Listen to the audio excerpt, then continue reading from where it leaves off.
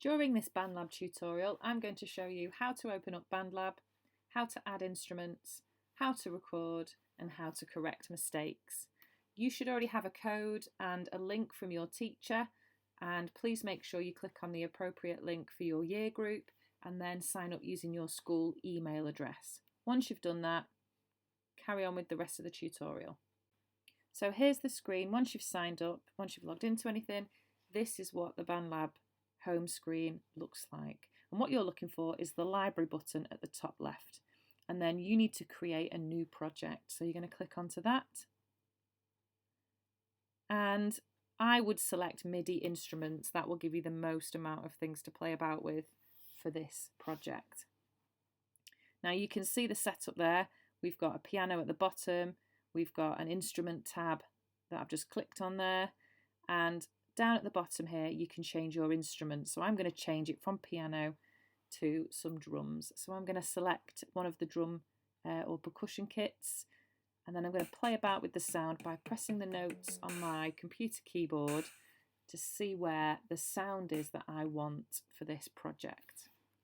Once you've got your sound and you're happy with it, press the red record button and you'll hear 4 clicks, and then it's your turn to record your part in. Make sure you practice this before you record your part into BandLab. And then if you make any mistakes, once you've finished recording, press stop or pause, and you're going to click onto the red line that we've just created and just press backspace if you don't like it, and you can re-record it again. I'm happy with my drum track so far, so I'm going to click Add Tracks. I'm going to select another MIDI instrument, and I'm going to stick with piano this time. So I'm going to move the octaves up so that we've got a really high-pitched piano part for this project that we're doing. And I'm going to play around with notes that I think sound good. And then I'm going to record those in just like we did before. So you press the record button, wait for the 4 clicks, and then record your piano part into the track.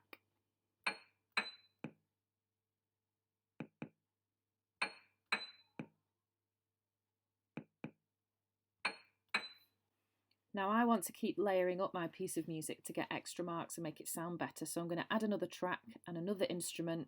And this time I'm going to go for strings because I really want a discordant sound. So notes that don't really fit with each other. So I'm going to change the octave to the octave that I want. So I'm either going to go higher or lower. This time I've gone a bit higher, and I'm going to find 4 notes that don't sound nice together because we want to create a bit of tension.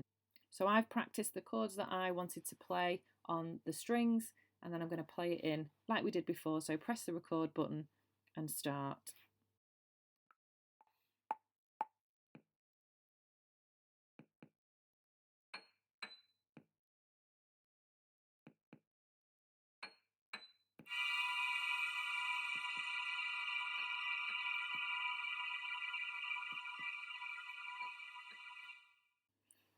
Now some of those sounds I want to be louder, but the strings I want quieter, so I've just turned the strings down a little bit just because I think it's too loud, and I'm going to turn up the drums that I did at the very start, and I'm also going to turn up the piano just to make sure I've got all my levels right and it sounds good to me. So make sure that you have a go at doing this as well.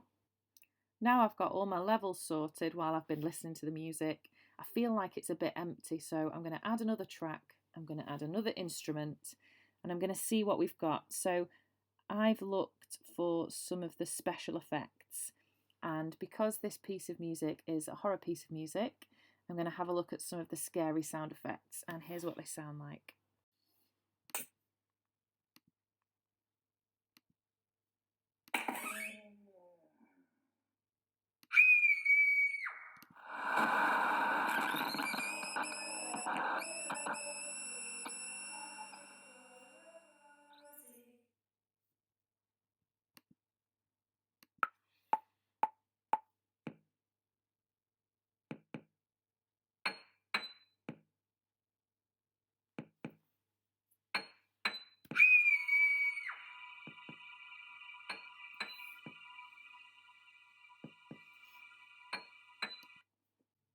So now I'm going to play about with adding some more special effects, changing the volumes to make sure that my piece of music sounds how I want it to, and this is the final result.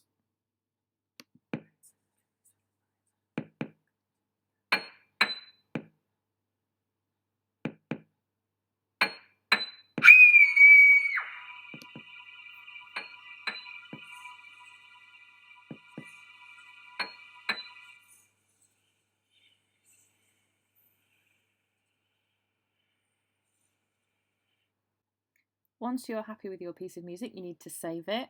You can download it if you want, but that means that you're exporting it to somewhere else. So for now, we'll just click Save, which is the top right-hand button, and it's saved it for us. I'm going to click on the arrow down at the bottom, and it's there in my area. That's my new project. So if you want to, just to make it easier when we're doing lots of different projects, you can rename it by clicking on the three dots, click Rename, and save this as horror music or whatever you would like to save it as, to remind you that this is to do with this project that we're doing at the moment.